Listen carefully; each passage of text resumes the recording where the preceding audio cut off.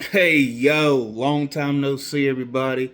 But we are officially back, and it's been a hectic, crazy, stressful, depressing couple of weeks to a month. But we back, and this is officially episode 6 of the Mouth of the South podcast featuring your boy Cypher C here. And today is a little bit of a different topic. Words are hard. But today, for my wrestling fans out there, whether you support AEW, New Japan, Ring of Honor, TNA, any indie scene out there, but especially the WWE, we got to talk about some things. That is the cancer that is killing WWE, which is today's topic. TKO got to go. And yes, I know people's going to have a lot to say about this, but at the same time, let's get into it. So, we are here talking about TKO and how they are absolutely ruining WWE as not only as a company, but just as a single solid business partner with WWE and everything in between. Because, bruh, they have released 24 different wrestlers. They have underpaid their talent, to which some talent just asked for their release and left. They're going more of along the lines of bringing celebrities in instead of having real wrestling stories. Uh, we don't know where CM Punk is. Glad to see LA Knight's back. Ain't seen him in a while. By and also just raising and filling their own pockets. Now, I know that I promised a Max takeover, and you're gonna get it because this is the video where Max is probably gonna have the most to say. Because not only am I sending this to my page, but I'm sending it to the Max Wrestling page as well. So there's gonna be comments. There's gonna be a lot of things people are gonna put in their 2 cents. Definitely on the Max Wrestling page, on Facebook, and on the YouTube page as well. But honest to God, bro, like TKO is a disease, bro. They came in like 2020 COVID and shut everything down, bro. Like it is wild.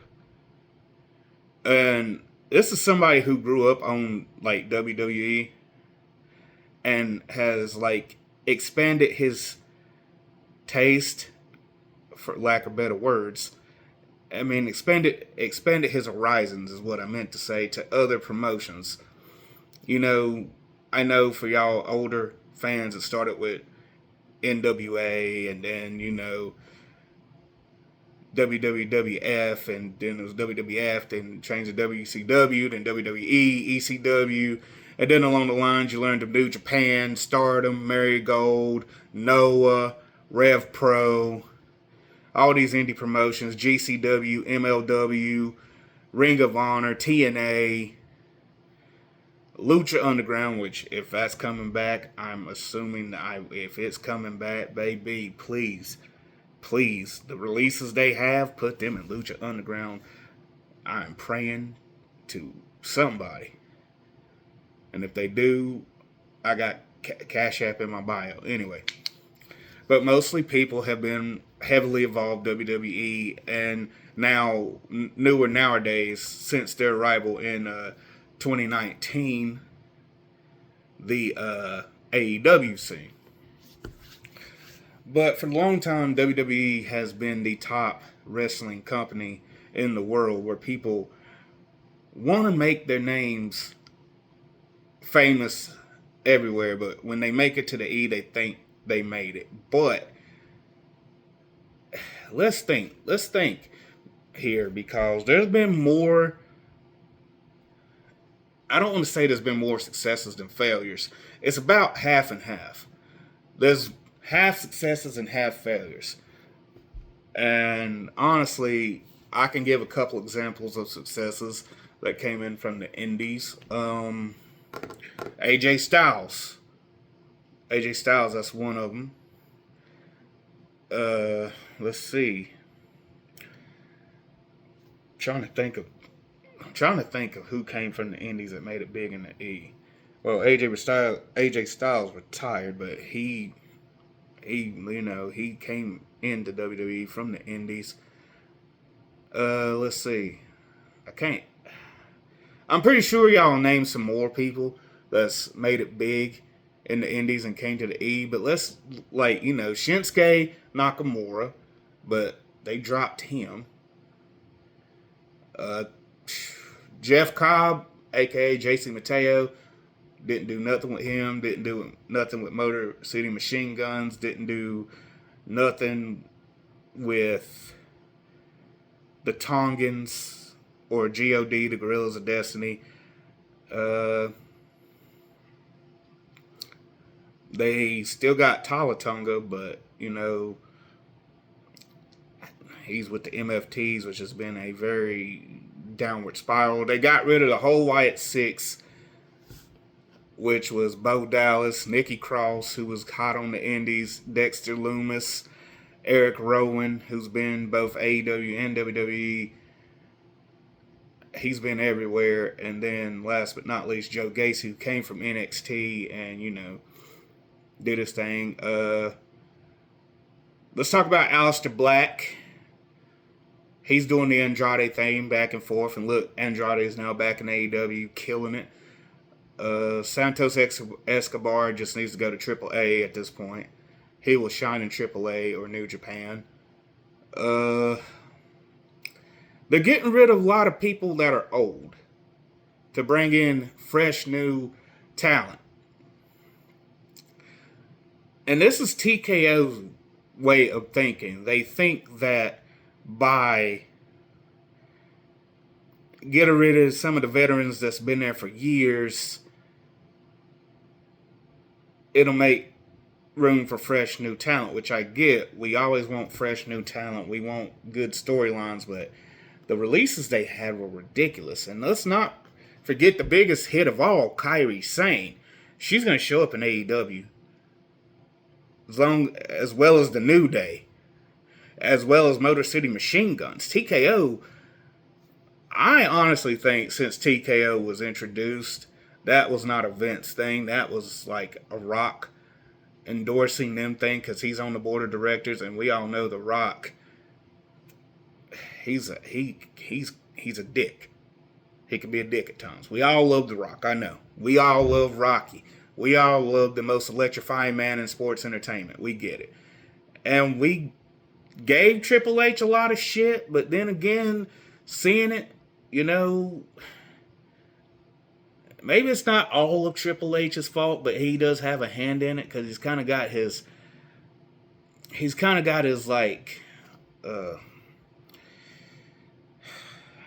trying to think of the proper wording here without being too vulgar. He's kind of stuck between a rock and a hard place. There we go. Because he is the COO. He's been having more of the Vince position, and but the creative there, the chief operating executive or the chief operating officer, along with the creative team, which we gave Road Dogg a lot of shit, but he was actually standing up for these guys and giving guys a shot, and they would reject it for something stupid. Guys, what's the point of having Little Yachty on SmackDown in this whole gingerbread angle? That's the stupidest shit I've seen in a while. And then you got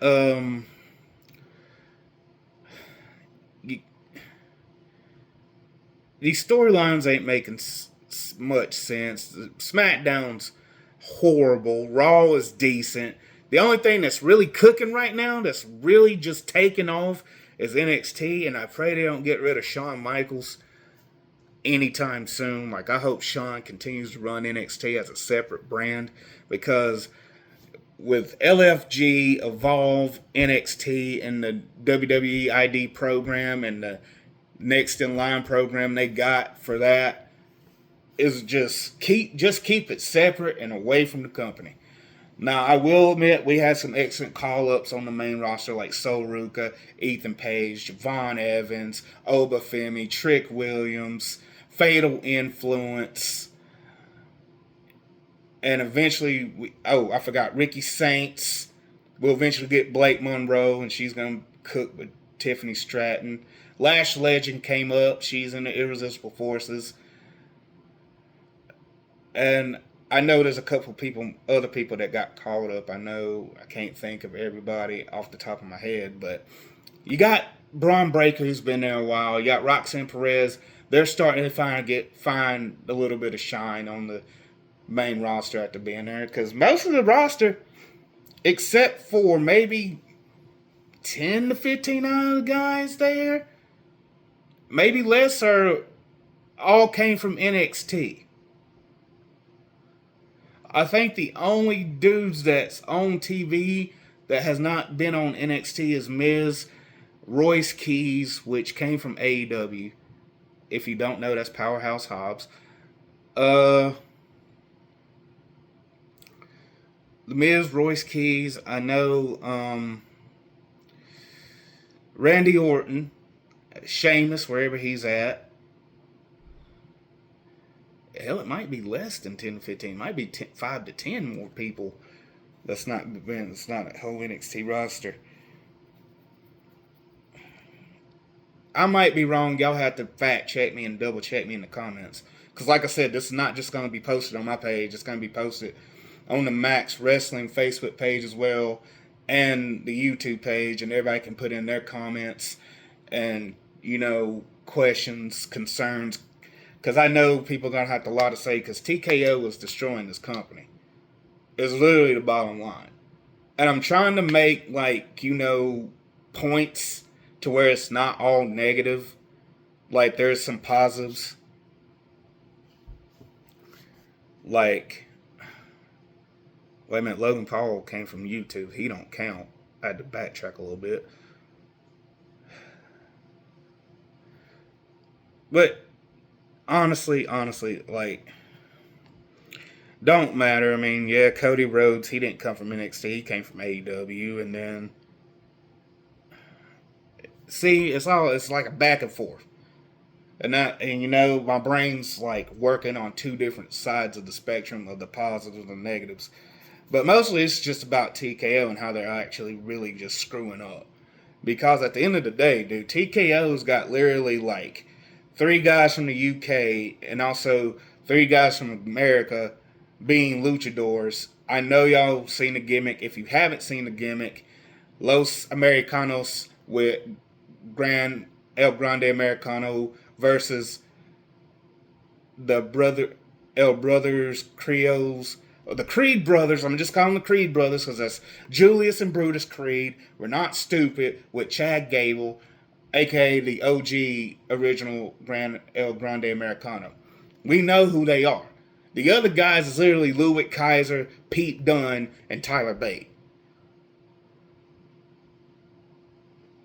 I mean, stupid. We're not stupid, TKO. We know who they are underneath the mask. And it didn't make sense for the Creed brothers to show up in AAA, attack Chad Gable, and then put on 2 lucha masks and then get them off TV.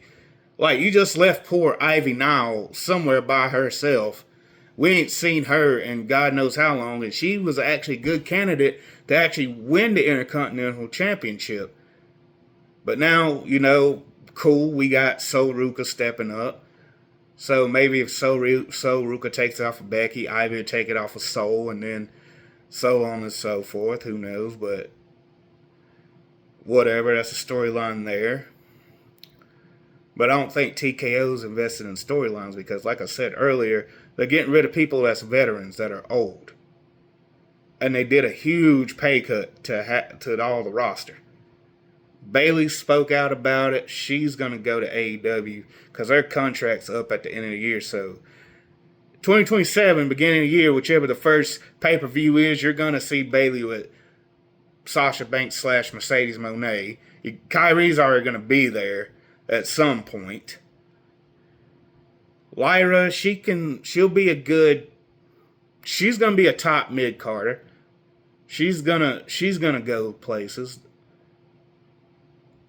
I mean, they got fresh young faces, yes, they got that, but the way they did it, the way they just like cut through talent that didn't even get a chance yet, because most of that talent was in developmental, like the developmental, like LFG and Evolve and the Next in Line and the WWID program.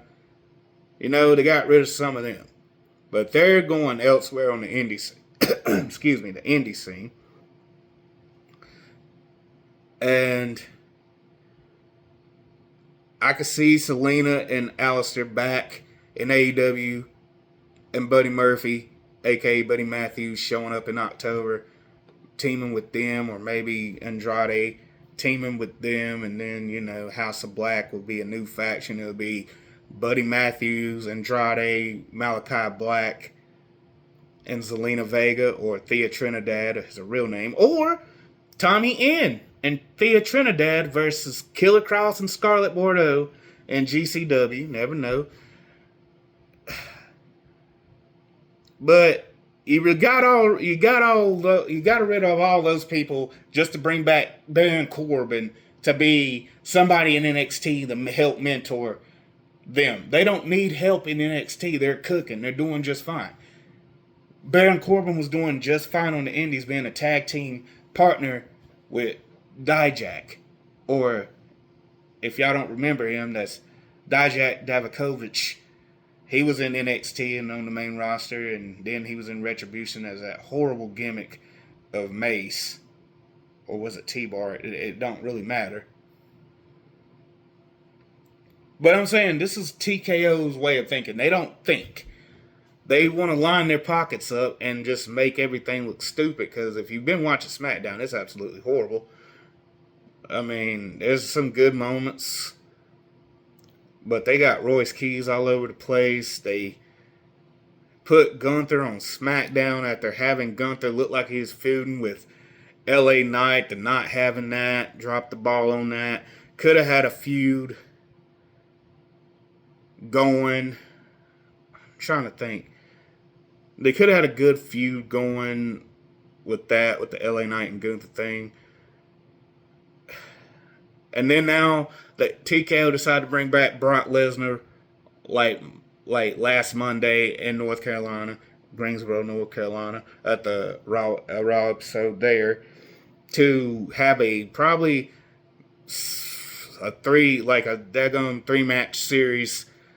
Hopefully not, because nobody asked for that. And then they're going to say, well, WWE never said that he was officially retired, but he left his boots and gloves and everything in the ring. I think that means he retired because AJ, he did it. And he's retired, but I guess they just rely on, like, Brock Lesnar and old legends and people that didn't really get over before to get them through, and I don't get it. TKO's decision making is stupid. They are no good for the business. They are literally killing this company. Because the Judgment Day hasn't been good since Damian Priest and Rhea left. They should have disbanded it then.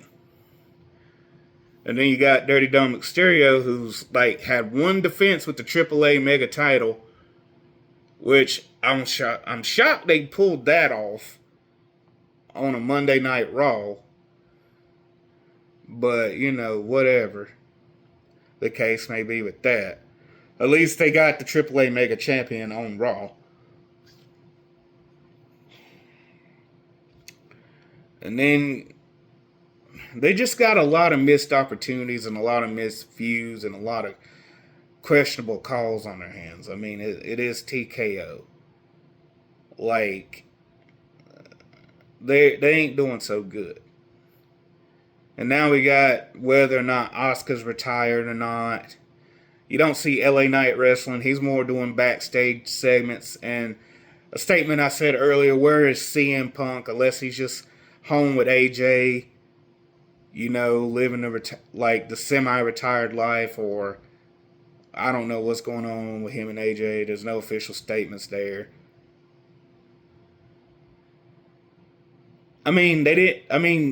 I think the only thing I can think of is like they're pairing like people that's been there with a while with new talent, and like you see it with Miz and Kit Wilson. Okay, cool. And then you got the Danhausen thing, which Danhausen is known on the Indies AEW side. You got R-Truth and Damian Priest as tag team champions. This is sort of an okay run. I'm not gonna say lackluster. It's an okay run. People may disagree with me on that, but it's nice to see Truth and Priest with some gold. But Priest, remember, used to be a top guy with the World Championship. Cashed in on Drew McIntyre, and all of 5 minutes, Drew McIntyre was a champion. And Damian Priest had a hell of a run as world champion, now to a mid-card tag team guy. R-Truth, he's 52 years old and still out there doing the damn thing. They ain't going to ever get rid of R-Truth. R-Truth's going to be there till he's 70. Maybe not that old, but still.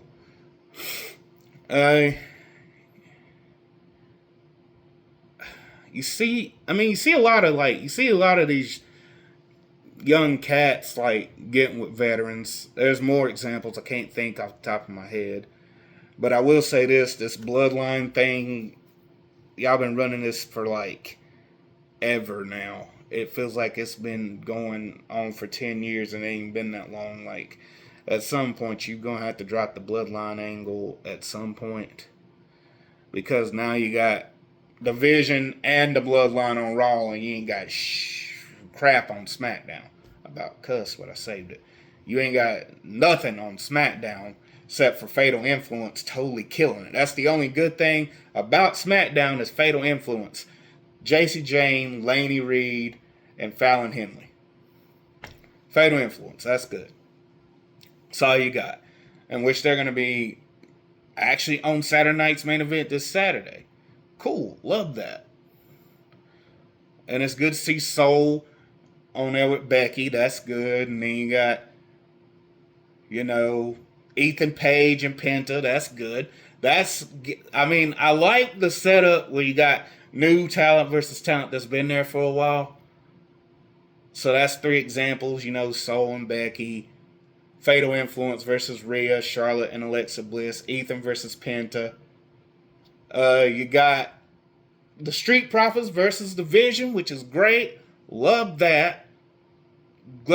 Street Profits. Them been my dudes in the tag team division since NXT.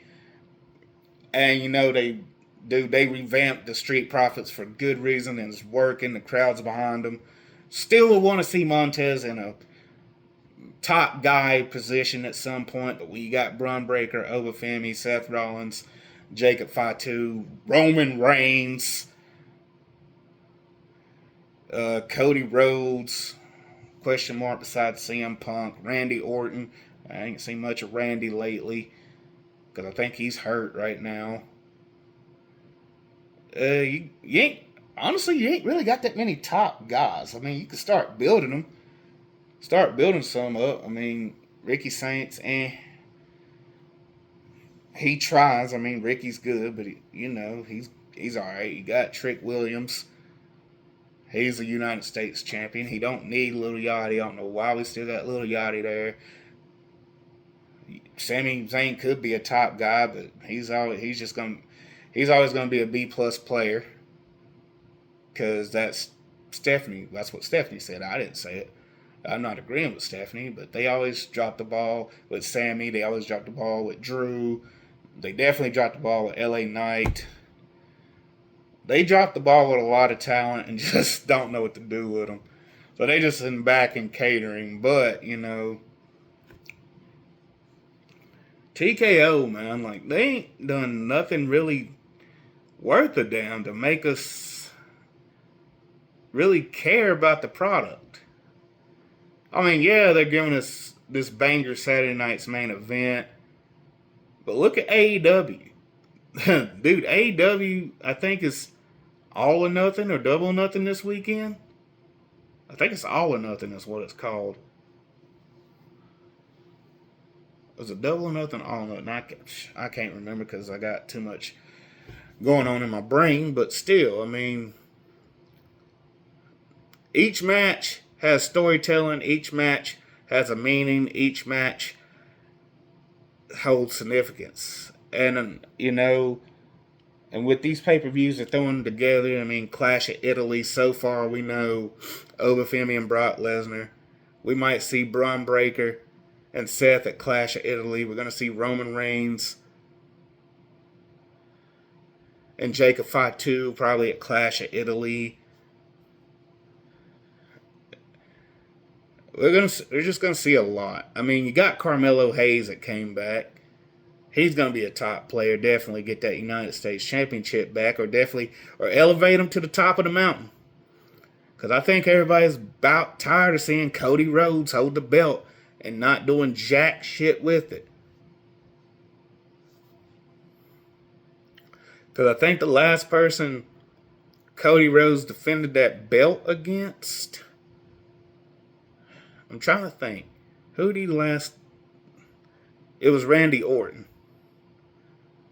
It was the last person he had that title against, and now Gunther's stepping up to Cody. So I guess Gunther will take it off Cody. I don't know. It's hard to say what can happen at this point because TKO, they don't care about nothing but filling their own pockets, underpaying their talent, and just having no creativity behind their storylines. It's more ads than wrestling on their pay-per-views. It's wild, bro. It's a wild thing because TKO is literally bad for business. And I know a lot of people agree, and I know a lot of people are going to have their grievances on it. And I know a lot of people are going to comment their thoughts on TKO and share it out and definitely give their opinion on it. But on the Mouth of the South podcast, like I said, we ain't going to just focus on what the negatives of TKO. We threw a couple of positives in there, but mostly it's just they got to go. They got to go because they're sinking fast.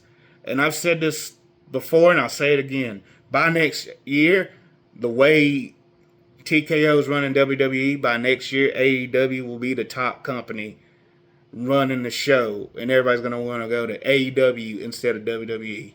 Or people might stay on the indies. But you got great promotions outside of WWE and AEW. Like I said, I named a couple. And some of these you probably never even heard of. But that's the great thing about expanding your horizons past WWE and AEW. There's NXT, there's TNA, there's Ring of Honor, there's New Japan, there's Marigold, there's Noah, there's GCW, MLW, Lucha Underground. Thank God, I hope it's coming back soon. Rev Pro. You got a lot of great other great promotions out there all over the world. And you don't have to be having just straight tunnel vision and just see WWE. There's other promotions out there because the way TKO is running WWE, ain't no doubt in my mind AEW is going to be the top company in 2027 going forward. And there's been rumors that they're trying to get Triple H out of there. There's been rumors that somebody's secretly sabotaging WWE. There's been rumors of people leaving. People's actually stuck their neck out for their jobs to speak against things. There's been rumors of people showing back up, like Baron Corbin, Enzo Amore, and Big Cat. Well, no, not Big Cass, but Enzo coming back. They literally want nostalgia in the wrong way. If you want nostalgia, create new nostalgia. You pretty much killed the nostalgia of Obafemi defeating Brock Lesnar at WrestleMania 42 by simply bringing back Brock to squash him in 4 F5s. That's the equivalent of what Darby Allin did those 4 coffin drops on MJF to win the world title. Like WWE see something AEW does and copy it, but in a different way, so they don't make it look like copyright infringement. But there's one example of it right there. 4 coffin drops, AEW World Championship. 4 F5s made Over Family look weak. And I don't get the idea of tribal combat with Roman and Jacob, because Jacob's definitely not going to win the title. He's not going to take it off Roman unless the Usos turn on Roman. And that's stupid because they look like they're rocking with Roman because they took out Jacob. So what's the big switch? I mean, why do the switch? But that's what TKO is going to do. They're going to end up doing something or bring in somebody else from the bloodline, maybe Azilla Fatu or Ahmed Anoa'i or Lance Anoa'i or somebody from the Samoan dynasty. Who knows? Might bring back Tamina. Probably not. But like I said, TKO's got to go. It's bad that you brought back Kairi Sane. It's bad that you didn't bring back Kairi Sane at the Saturday night's main event with Io versus Asuka. But still, it was a great match to go out on. And you could tell that they were very emotional because Kairi wasn't there. And they was emotional when Asuka walked out. Now, Io's the only Japanese wrestler there because Shinsuke, I don't know where he's at. Asuka's gone. Kairi's gone. It's just Io. That's it. I mean, and Julia, I can't forget about Julia. She came from Stardom and Marigold.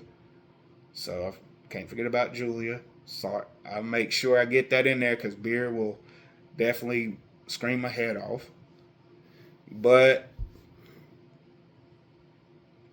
you know, they're not doing anything with the talent they got now and then do all these heavy releases and then want to bring back people that couldn't hack it before. And, you know, cool, you're bringing back Baron Corbin. Nobody asked for that. Where's Kevin Owens? When's he coming back? You know? Because Kevin Owens would change the landscape of a lot of things. But like I said before, they're going to be in Canada in August. He'll show up on a Monday Night Raw, August 21st or the 28th. Kevin Owens will be back. He'll be cleared, and he'll team up with Sammy against probably Trick Williams and Little Yachty because TKO will probably extend that feud all the way till Kevin comes back. But I don't know. I hope they don't. But if they do capitalize on the idea, yeah, Cash App in bio, whatever. But this is just my opinions on this podcast because, you know, wrestling fan, sports fan, definitely fan of everything that evolves around, you know, positive things, nothing negative. So, with that being said, I think this is a good stopping point. TKO is a no-go. They got to go. They got to get out of there, or they're going to end up driving WWE to a Chapter 11 bankruptcy by 2030. So, with that being said, I'm your host, Cypher C, and the place to be. This is the Mouth of the South podcast, 828, baby. You know where we at. North Carolina, Valdez, North Carolina's own. I'll catch y'all for episode 7. I'm going to set that up real soon, real quick like. But remember, stay healthy, stay blessed, love one another, and take care of yourself mentally, emotionally, physically, and spiritually by any means necessary.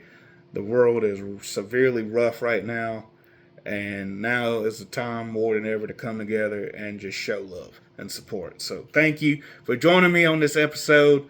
I'll make sure I get this out and post it to everybody I can. Get this posted here tomorrow. It's officially Wednesday, so this will be out Thursday or Friday of this week, so stay tuned. Thank you, and I will catch y'all on episode 7 whenever that may be.